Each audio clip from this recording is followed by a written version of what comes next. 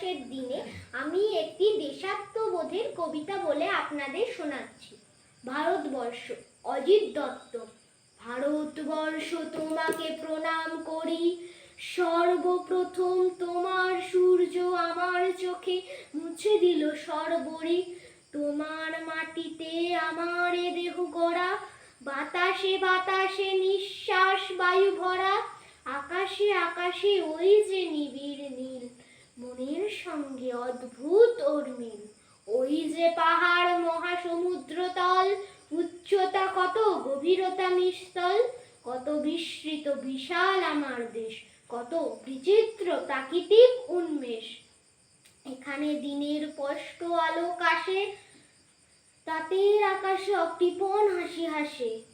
এখানে নদীর ক্ষীরতোয়া খরবেগ, জলসঞ্চিত পুঞ্জিত কালো মেঘ। অকৃপণ তাই এমনই উদার তুমি, ভারতবর্ষ আমার জন্মভূমি, ভারতবর্ষ আমার জন্মভূমি, ভারতবর্ষ আমার জন্মভূমি। নমস্কার।